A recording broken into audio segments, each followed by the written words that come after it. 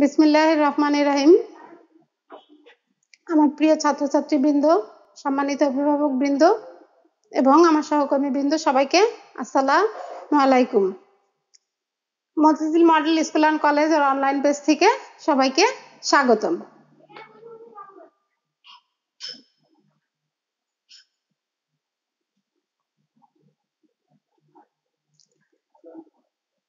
আমি Mumtaz Khatun, Motijheel model school and college, Basabo শাখা।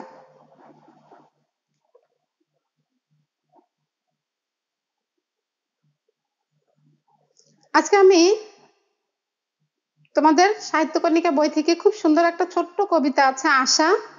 মানুষের জীবনে তো আশার শেষ নেই, আশা নিয়েই আমরা বেঁচে থাকি। এই আশা এক একজনের এক এক রকম। সিকান্দার আবু জাফরের আশা কি রকম সেটা সম্পর্কে আমরা আজকে জানবো। তাহলে আমাদের আজকের পাঠ হচ্ছে সাহিত্যকর্ণিকা থেকে আশা, লিখেছেন সিকান্দার আবু জাফর।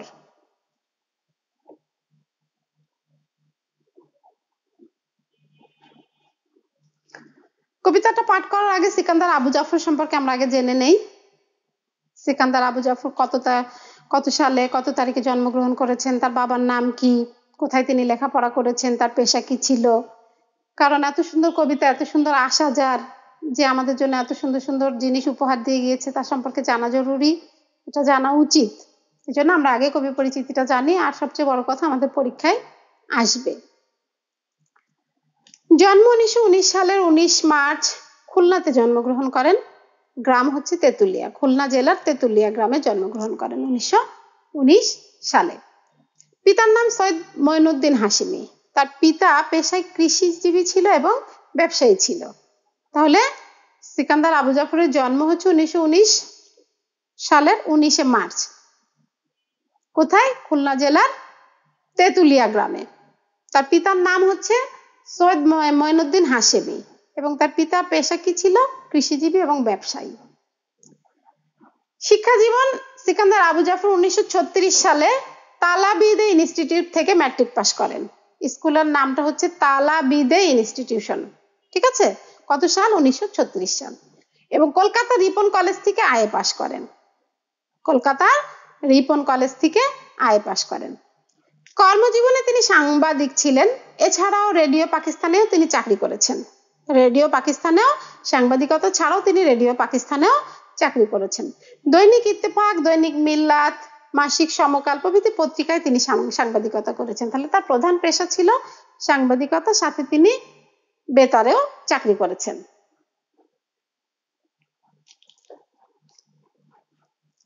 এরপর বলছে আমাদের বঙ্গবন্ধু শেখ মুজিবুর রহমানের যে 6 দফা আন্দোলন 1966 সালে, সেই 6 দফা আন্দোলনে সিকান্দার আবু জাফর খুব তাৎপর্যপূর্ণ ভূমিকা রেখেছিলেন এবং স্বাধীনতা আন্দোলনের একজন সাংস্কৃতিক কর্মী ছিলেন উনি। স্বাধীনতা আন্দোলন মানে আমাদের মুক্তিযুদ্ধ। এই স্বাধীনতা আন্দোলনে ওনার বিখ্যাত একটা গান, আমাদের সংগ্রাম চলবেই চলবে, এই গানটি কি করেছিল? মুক্তিযোদ্ধাদের এই মুক্তিযুদ্ধে অংশগ্রহণ করার জন্য আরো উজ্জীবিত করেছিল, বিশেষভাবে অনুপ্রাণিত করেছিল বাঙালি জাতিকে। তাহলে তার দুইটা দেখো অবদান এখানে আমরা তুলে ধরেছি, একটা 6 দফা আন্দোলনের সাথে এবং স্বাধীনতা আন্দোলনের সাথেও তিনি জড়িত ছিলেন, সাংস্কৃতিক কর্মী ছিলেন তিনি। তার গান আজও কিন্তু মানুষের মনের মধ্যে গেঁথে আছে, আমাদের সংগ্রাম চলবেই চলবে। এরপরে বলছে উল্লেখযোগ্য কাব্যগ্রন্থ, প্রসন্ন শহর, বৈরী বৃষ্টিতে, বৃশ্চিক লগ্ন, মালব কৌশিক ইত্যাদি। আরো অনেক উল্লেখযোগ্য গ্রন্থের নাম আছে, আমি এখানে কয়েকটা ব্যবহার করেছি। তবে মালব কৌশিক কিন্তু পরীক্ষায় আসে, একটু খেয়াল করে দেখে রাখো। সবাই খাতা কলম নিয়েছো নিশ্চয়ই, তথ্যগুলো তুলে নাও। যদিও বইয়ে আছে, আমরা এখন যেহেতু এত কষ্ট করে অনলাইনে তোমাদের জন্য ক্লাস নিচ্ছি, তোমরা এগুলো তুলে নিলে সাথে সাথে প্রত্যক্ষ একটা ব্যাপার আছে, যে চোখে দেখলাম কানে শুনলাম, এটা কিন্তু খুব মনে থাকে। আর এটা তুমি এখনই যদি কার্যকরী করো তাহলে এটা দীর্ঘক্ষণ তোমার মনে থাকবে। এজন্য তুমি খাতা কলম নিয়ে লিখে ফেলো। সাহিত্যকর্মে আবেদনের জন্য উনি বাংলা একাডেমি পুরস্কার পান 1966 সালে এবং 21 পদকে মরণোত্তরে ভূষিত হন। মরণের পরে 21 পদক পুরস্কার উনি ভূষিত হন। 1975 সালে 5ই আগস্ট সিকান্দার আবু জাফর মৃত্যুবরণ করেন। তাহলে 1975-এ উনি আমাদের ছেড়ে চলে যান। কত তারিখ? 5ই আগস্ট। তাহলে আমরা ওনার সম্পর্কে জানলাম। এখন আমরা আশা কবিতার শিখন ফলটা শিখবো। এটা জরুরি আমাদের জন্য, কারণ এটা শিখলে মোটামুটি কবিতা সম্পর্কে একটা ধারণা চলে আসে। মানব জীবনের প্রকৃত সার্থকতা, একটা মানুষের জীবনের প্রকৃত সার্থকতা কি আমরা এটা জানতে পারবো। পৃথিবীতে ধনী দরিদ্রের বৈষম্য বৃদ্ধির কারণ কি? ধনীদের মধ্যে আর দরিদ্রদের মধ্যে যে বৈষম্য সৃষ্টি হয়েছে, এটার কারণটা কি? দুরাশা বা গ্লানি থেকে মুক্ত থাকার উপায় কি? এরপর বলছে সব পেশা শ্রেণীর মানুষের সঙ্গে নিজেকে সম্পৃক্ত রাখা। আমি শিক্ষকতা পেশায় আছি, তাই বলে কি আমি যারা কৃষিজীবী বা যারা রিক্সা চালায়, যারা বুয়ার কাজ করে তাদের সঙ্গে মিশবো না? না, সবার সঙ্গে একাত্মতা হয়ে মিশতে হবে, সবাইকে ভালোবাসতে হবে। তাহলে কি হবে? সব পেশার মানুষের সঙ্গে মিশলে কি হবে? সেই মানুষও খুশি হবে। সমাজের মঙ্গল মানে দেশের মঙ্গল, এবং দেশের মঙ্গল মানে পুরো বিশ্বের মঙ্গল, পৃথিবীর মঙ্গল। প্রতিবেশীদের প্রতি সহানুভূতিশীল মনোভাব প্রদান করতে হবে। প্রতিবেশীদের সাথে সুন্দর করে মিশতে হবে, তাদের সুখে দুঃখের খবর নিতে হবে, তাদের দুঃখে সাহায্য সহযোগিতা করতে হবে। এরপরে বলছে সামান্য আহারে তুষ্ট থাকতে হবে, অল্প খাওয়ার মানসিকতা তৈরি করতে হবে। পৃথিবীতে শান্তিপূর্ণ জীবনযাপনের জন্য একে অন্যের উপকার করার মানসিকতা তৈরি করতে হবে। আমি নিজে খাবো, নিজে পরবো, কাউকে দিব না, কারোর জন্য কিছু করব না, এই ধরনের মানসিকতা কিন্তু সমাজে কি অমঙ্গল বয়ে আনে। সবার উপকার করতে হবে, এই ধরনের মানসিকতা রাখতে হবে। দারিদ্রতার মধ্যে থেকেও আনন্দ উপভোগ করতে হবে, অল্প আছে তাতেই সন্তুষ্ট থাকতে হবে। এরপর বলছে মানুষকে মর্যাদা দিতে হবে, মানব কল্যাণে নিজেকে নিয়োজিত করতে হবে। মানে নিজের কথা চিন্তা করা যাবে না, মানুষের কথা চিন্তা করতে হবে। তাহলে দেখো শিখন ফলটা থেকে আমরা বুঝতে পারছি কবির মনের বাসনা, আশা, কি আশা তিনি করেছেন, তাই তো? তাহলে আমরা আশা কবিতাটা বিশ্লেষণের আগে খুব ছোট 20 লাইনের কবিতাটা, চলো আমরা একটু আবৃত্তিটা শুনে নিই। আবৃত্তি শোনার পরে আমরা কবিতা বিশ্লেষণে আসব। আশা, সিকান্দার আবু জাফর। আমি সেই জগতে হারিয়ে যেতে চাই, যেথায় গভীর নিশুত রাতে জীর্ণ বেড়ার ঘরে নির্ভাবনায় মানুষেরা ঘুমিয়ে থাকে ভাই। যেথায় লোকে সোনা রূপার পাহাড় জমায় না, বিত্ত সুখের দুর্ভাবনায় আয়ু কমায় না। যেথায় লোকে তুচ্ছ নিয়ে তুষ্ট থাকে ভাই, সারাদিনের পরিশ্রমেও পায় না যারা খুঁজে একটি দিনের আহার্য সঞ্চয়। তবু যাদের মনের কোণে নেই দুরাশা গ্লানি, নেই দীনতা, নেই কোনো সংশয়। যেথায় মানুষ মানুষেরে বাসতে পারে ভালো, প্রতিবেশীর আধার ঘরে জ্বালতে পারে আলো, সেই জগতের কান্না হাসির অন্তরালে ভাই আমি হারিয়ে যেতে চাই। সবাইকে ধন্যবাদ। আবৃত্তি শেষ হলো, চলো এবার আমরা কবিতাটা বিশ্লেষণ করি। তোমরা শিখন ফল থেকে শিখে ফেলেছো কবিতাটা, শিখন ফলের যে আলোচ্য বিষয়গুলো আমি দিয়েছি, তারপরে কবির কি আশা, কবি আমাদের কাছে তার আশা ব্যক্ত করেছে, আমরা আশাগুলো দেখি এবং আমরা কি করব, এই কবির মানসিকতায় নিজেকে নিয়োজিত করে ফেলবো। আমাদেরও মানসিকতা হবে কবির সাথে, আমরা একাত্মতা ঘোষণা করব। বলছে যে আমি সেই জগতে হারিয়ে যেতে চাই, যেথায় গভীর নিশুত রাতে জীর্ণ বেড়ার ঘরে নির্ভাবনায় মানুষেরা ঘুমিয়ে থাকে ভাই।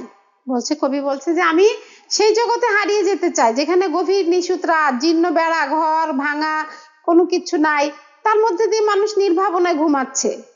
আমি এরকম জীবন খুব পছন্দ করি, এই ধরনের জীবনে আমি যেতে চাই। আজকে কিন্তু আমি এই আশা কবিতাটা খুব সহজ এবং সুন্দর এবং কিছু সৃজনশীলতা আমার ছেলে মেয়েদের মধ্যেও থাকতে হবে, আনতে হবে। প্রতিটা কবিতারই বিশ্লেষণ আমি করে দিচ্ছি, আশার বিশ্লেষণ আমি মুখে বলছি, তোমরা কিন্তু নিজেরা নিজেরা এই বিশ্লেষণগুলো এখন তুলে নাও। আমি যেগুলো মুখে আলোচনা করে দিচ্ছি তুলে নাও, এরপরে তোমরা আমার কমেন্ট বক্সে ছোট ছোট করে 1-2 লাইনের জ্ঞানমূলক করে বিশ্লেষণগুলো দিয়ে দিবা। আমার কাছে যারা বিশ্লেষণগুলো দিবা তাদের জন্য আমার অনেক দোয়া, শুভকামনা, শুভাশিস থাকবে। আমার ইউটিউব চ্যানেল আছে মমতাজ খাতুন, ওখানে আমি দিব, তোমরা আমার ইউটিউব চ্যানেলটা দেখবা, সবাই ইউটিউব চ্যানেলটা সাবস্ক্রাইব করবা আশা রাখছি। এবং তোমাদের কোনো সমস্যা থাকলে ওইখানে কমেন্টে তোমরা আমার কাছে লিখে দিবা, ইনশাল্লাহ আমি চেষ্টা করব। তোমরা সবাই বিশ্লেষণটা মনে মনে মুখে আমি বলে দিচ্ছি, তোমরা লেখার চেষ্টা করো সবাই, ঠিক আছে? তাহলে বলছে যে আমি সেই জগতে হারিয়ে যেতে চাই। কবি কোন জগতে হারিয়ে যেতে চাই? গভীর নিশুত রাত, জীর্ণ বেড়ার ঘর, এর মধ্যে মানুষ কি করছে? নির্ভাবনায় ঘুমিয়ে আছে। এই ধরনের জীবনে কবি হারিয়ে যেতে চাই।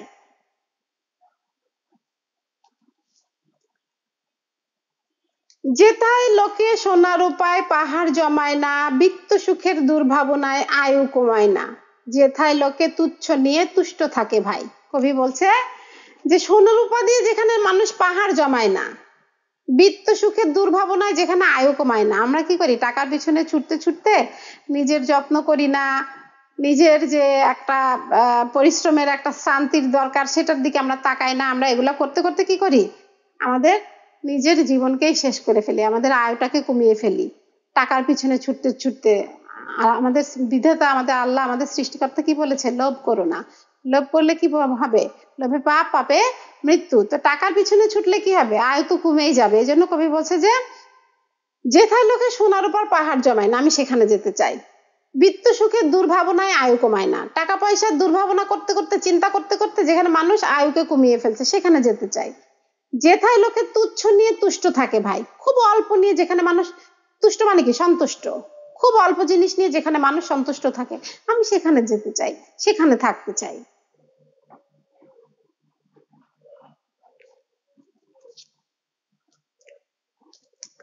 সারাদিনের পরিশ্রমেও পায় না যারা খুঁজে একটি দিনের আহার্য সঞ্চয়, তবু যাদের মনের কোণে নেই দুরাশা গ্লানি, নেই দীনতা, নেই কোনো সংশয়। কবি কি বলছে? যে সারাদিন হাড় ভাঙা খাটুনি পরিশ্রম করলো, তারপরে কি হলো? একটা দিনের যে আহারের জন্য যে টাকা, সেটাও তারা পেল না। তারপরেও তাদের মনের মধ্যে কোনো দুরাশা নাই, গ্লানি নাই, কষ্ট নাই, কোনো দীনতা নাই, কোনো সংশয় নাই, কোনো দুশ্চিন্তা নাই। আমি এই ধরনের মানুষদের কাছে যেতে চাই।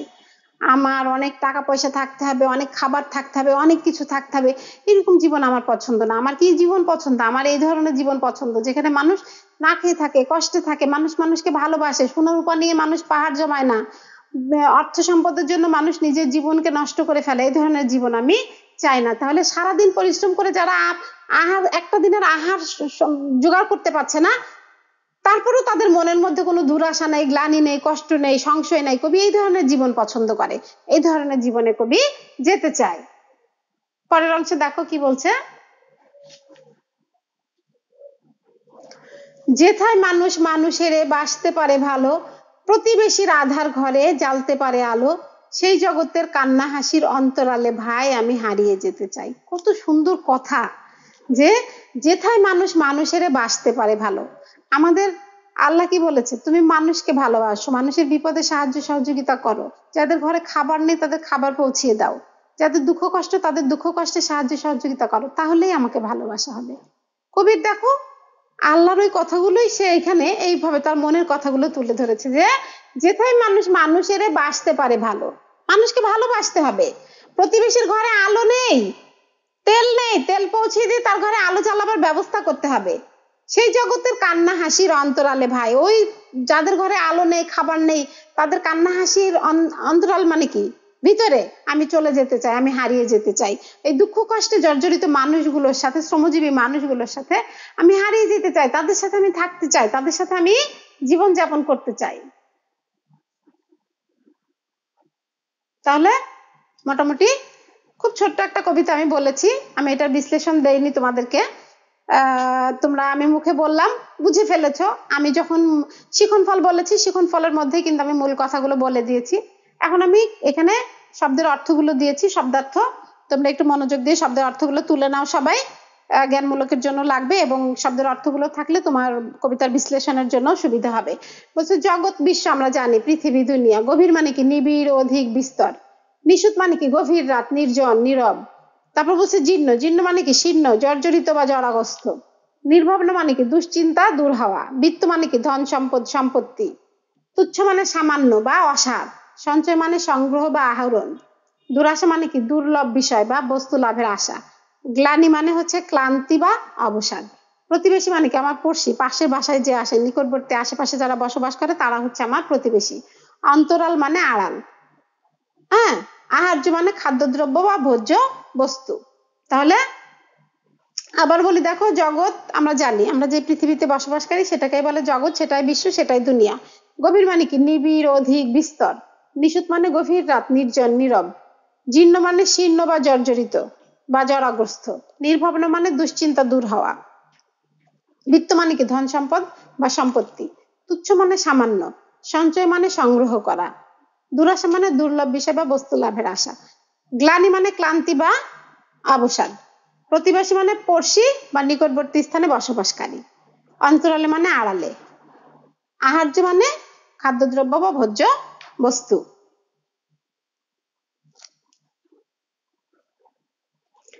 এরপরে দেখো, কবিতাটার মূল ভাব আমি দিয়ে দিয়েছি, বিশ্লেষণ দেয়নি, সমস্যা নেই, মূল ভাবটা ভালো করে পড়লে বিশ্লেষণ পেরে যাবা। সবাই একটু খাতায় তুলে নাও মূল ভাবটা। বলছে সিকান্দার আবু জাফরের ওই যে আমি যে কাব্যগ্রন্থগুলোর নাম দিয়েছি মালব কৌশিক, এই মালব কৌশিক কাব্যগ্রন্থ থেকে আশা কবিতাটা নেওয়া হয়েছে। এটা কিন্তু জরুরি জানা, কারণ পরীক্ষায় কিন্তু আসে কোন কাব্যগ্রন্থ থেকে নেওয়া হয়েছে। জাগতিক এই পৃথিবী ক্রমশ জটিল হয়ে পড়ছে। আমরা যে পৃথিবীতে যে জগতে বসবাস করছি এটা ক্রমশ জটিল হয়ে পড়ছে। কেন জটিল হয়ে পড়ছে? আমরা সবাই শুধু চাই চাই আরো চাই। যার যত আছে সে তত চাই। যার গাড়ি আছে সে বাড়ি চাই, যার বাড়ি আছে সে মানে এরকম আর কি, কোনো কিছুতেই চাহিদা পূরণ হয় না। এই জন্য বলছে যে ক্রমশ জটিল হয়ে পড়ছে বিধায় মানুষ স্বভাবতই ভাবনাহীন সুখী জীবন প্রত্যাশা করে। কেউ কিন্তু অসুখী জীবন প্রত্যাশা করে না, সবাই সুখ চায়। যার অনেক আছে সেও সুখ চায়, যার নেই সেও সুখ চায়, যে না খেয়ে থাকে সেও সুখ চায়। সুখ সবাই পছন্দ করে। এই জন্য বলছে কবিও এর ব্যতিক্রম নন, কবিও এই ধরনের জীবন পছন্দ করেন। তিনি অর্থবিত্তের বাইরে থাকা সাধারণ মানুষদের সঙ্গে নিজেকে সম্পৃক্ত করতে চেয়েছেন। যারা অর্থবিত্ত নিয়ে লোভী, অর্থবিত্তের মধ্যে যারা নিজেকে জড়িয়ে ফেলে তাদের সাথে কবি থাকতে চায় না। যারা অর্থবিত্তের বাইরে থাকে, লোভের মধ্যে জড়ায় না নিজেকে, সেই ধরনের জীবন কবি পছন্দ করে। কবি তাদের মতোই নির্ভাবনাময় জীবনের প্রত্যাশা করেন।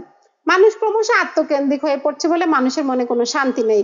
এই যে আমি বললাম, যার যত আছে সে আরো তত চাচ্ছে। নিজের ভাবনা ছাড়া মানুষের মনের মধ্যে আর কোনো কিছু নেই। মানুষের সাথে মানুষের এই কারণে ব্যবধান বাড়ছে। ওই যে ধনী দরিদ্রের কেন ব্যবধান? এই যে যার যত আছে সে তত চাচ্ছে, যে খেতে পাচ্ছে না তাকে কেউ দেখছে না। বিত্ত বৈভব অর্জন করার জন্য মানুষের আয়ু কমে যাচ্ছে। এমন জীবন কবি প্রত্যাশা করেন না। তিনি এসব জীবন অতিক্রম করে সেই সব মানুষের কাছে যেতে চান যারা প্রকৃত অর্থে মানুষ, মনুষ্যত্বের আলো জ্বালিয়ে রেখেছেন। দরিদ্র হয়েও যারা বৃত্তের পিছনে ছোটে না, সোনার উপায় যারা পাহাড় গড়ে তোলে না, জীর্ণ শীর্ণ ঘরে বসবাস করেও তারা সুখী জীবন যাপন করে। অতি অল্পতেই তারা আনন্দে দিন কাটায়। সারাদিন হাড় ভাঙা খাটুনি খেটেও হয়তো তাদের একদিনের আহার্য জোটে না, কিন্তু তারপরেও তারা, তাদের মনের কোনো দুরাশা বা গ্লানি কিছু থাকে না, বরং দারিদ্র্যের মধ্যে থেকেও তারা মানুষকে ভালোবাসতে পারে এবং প্রতিবেশীকে সাহায্য করতে পারে। তাই কবি কি বলেছে? যাদের মনুষ্যত্ব আছে, যারা মনুষ্যত্বের অধিকারী, এই ধরনের মানুষদের কাছে আমি যেতে চাই, হারিয়ে যেতে চাই তাদের মাঝে আমি। কবি মনে করেন এরাই হচ্ছে সত্যিকারের মানুষ এবং এদের জীবনই হচ্ছে সত্যিকারের জীবন। এরাই হচ্ছে সত্যিকারের মানুষ। মনুষ্যত্বের অধিকারী মানুষদের সাথে কবি থাকার আশা করেছেন। এই কারণে কবিতার নামকরণ উনি করেছেন আশা। তাহলে আমরা এতক্ষণ কবিতাটা পড়লাম, এখন আমরা যেহেতু এতক্ষণ আলোচনা করলাম, একটু মূল্যায়ন করে দেখি তোমরা পারো কি। সবাই দেখো মূল্যায়নটা। সিকান্দার আবু জাফর কত সালে জন্মগ্রহণ করেন? এরপরে বলছে সিকান্দার আবু জাফর কোন কোন আন্দোলনের সাথে জড়িত ছিলেন? কবি অন্য জগতে হারিয়ে যেতে চান কেন? আশা কবিতায় কোনটি ফুটে উঠেছে? মানুষের সাথে মানুষের কি বাড়ছে? এই প্রশ্নের উত্তরগুলো সবাই কমেন্ট বক্সে লিখতে থাকো, আমি দেখবো পরে। আমি উত্তর দিয়ে দিয়েছি, তোমাদের একটু সময় দিলাম, দেখো তোমরা লিখতে পারো কিনা। হ্যাঁ, কত সালে জন্মগ্রহণ করেন? উত্তরগুলো আমি দিয়ে দিয়েছি, দেখো 1919 সালের 19শে মার্চ। কোন আন্দোলনের সাথে জড়িত ছিলেন? বলেছি 6 দফা আন্দোলন এবং স্বাধীনতা আন্দোলন। স্বাধীনতা আন্দোলনে কি ছিলেন? সাংস্কৃতিক কর্মী ছিলেন। আর 6 দফা আন্দোলনে গুরুত্বপূর্ণ ভূমিকা পালন করেছিলেন। এরপরে বলছে যে জাগতিক জটিলতার কারণে মানুষের মধ্যে ব্যবধান বাড়ছে। পরোপকারী জীবন ওনার পছন্দ। আর এই যে এই 5টা উত্তর আমি এখানে দিয়ে দিয়েছি, পরোপকার, ব্যবধান, তোমরা উত্তরগুলো লিখে নিও। আর যেহেতু সহজ কবিতাটা সবাই পারবা আল্লাহর রহমতে, এখন আমি কিছু বাড়ির কাজ দিয়ে রেখেছি, অনুধাবনমূলক প্রশ্নগুলো সবাই তুলে নাও। বলছে যে পিতৃ সুখের ভাবনাহীন মানুষেরা সংশয়হীন কেন? 1 নম্বর প্রশ্ন। এবার বলছে আমি সেই জগতে হারিয়ে যেতে চাই বলতে কবি কি বুঝিয়েছেন? যেথায় লোকে সোনার উপায় পাহাড় জমায় না, ব্যাখ্যা করো। সবাই একটু তুলে নাও।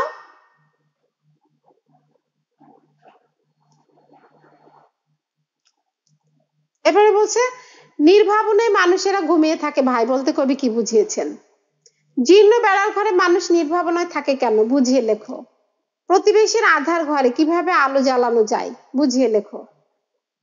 কোন জগতের কান্না হাসির অন্তরালে কবি হারিয়ে যেতে চান? যেথায় লোকে সোনার ওপর পাহাড় জমায় না, ব্যাখ্যা করো। তাহলে মোটামুটি এখানে আমি 8টা কোশ্চেন দিয়েছি, তোমরা একটু সবাই খেয়াল করে কোশ্চেনগুলো শিখে ফেলবা। যদিও দেখা হবে ইনশাল্লাহ, আল্লাহ বাঁচিয়ে রাখলে SW না দেখাতে হবে, এই ভয় পেও না, প্রশ্নগুলো শিখে ফেলো, কারণ SSC পরীক্ষা দিতে হবে, আবার ক্লাস 9-এর বার্ষিক পরীক্ষায় আছে। 9-এর মেয়েদের জন্য, 10-এর মেয়েদের জন্য ইম্পর্টেন্ট, এই জন্য আমি পড়িয়ে দিলাম। তোমরা প্রশ্নগুলো তুলে নাও। তাহলে আজকের ক্লাস এখানে শেষ করলাম। সবাই ভালো থেকো, সুস্থ থেকো, আর মনোযোগ দিয়ে পড়াশোনা করো, 5 ওয়াক্ত নামাজ পড়ো। আবারও বেঁচে থাকলে আগামী কোনো ক্লাসে দেখা হবে। সবাই ভালো থেকো, এই সবার জন্য অনেক শুভকামনা। আসসালামু আলাইকুম।